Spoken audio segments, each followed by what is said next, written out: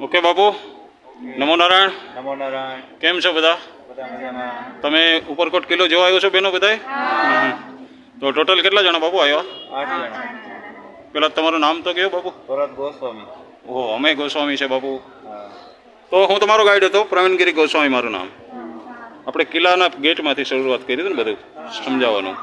જે બે ભાણે જે ગેટ ખોલ્યા ત્યાંથી હું તમને માહિતી આપવાનું શરૂ કર્યું હતું બાપુ. જ્યાંથી આપણે આગળ ગયા એટલે પથ્થરની ખાઈ કઈ રીતે બની, કઈ રીતે એનો ઉપયોગ કર્યો, બધું તમને સમજાયું ને બેન?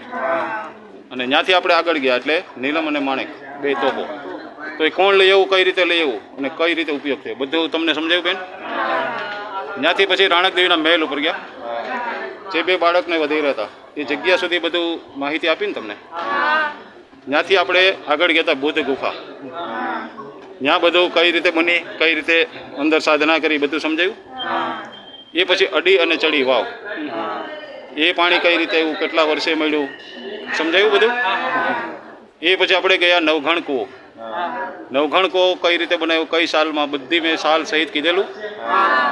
અને ત્યાંથી પછી આપણે અનાજના કોઠા, કોઠા કેટલા વર્ષ અનાજ આવેલું, કેવી રીતે સાચવું, આ બધું સમજાયું. હવે ત્યાંથી પછી આપણે અત્યારે પાણીના તળાવ, તો આ પાણી ક્યાંથી આવ્યું, કઈ રીતે આવ્યું, બધું સમજ્યા તમે? તો જુનાગઢ જેટલા લોકો આવે છે, અમુક અહીંયા એવી જગ્યાઓ છે જે ગાઈડ વગર જોઈ ન શકાય, તો એને ગાઈડ લેવો પડે કે નહીં સાહેબ? કેમ કે ગાઈડ હોય ને એ બધી માર્ગદર્શન તમને રૂબરૂ ઊભીને સમજાવી શકે ને, એ માટે ગાઈડ જરૂર છે બેનો. તો જુનાગઢ બાપુ કેવું લાગ્યું તમને? બહુ સરસ, બહુ મજા આવી. દીકરીએ તમને ખુશ થયા ને અહીંથી? તો જુનાગઢ કમ્પ્લીટ જોઈ લીધું? ઓકે, તો હવે અહીંથી આપણે ખાલી એક બોલવાનું છે, ગિરનારની જય. બોલો, જય ગિરનારી. ઓકે.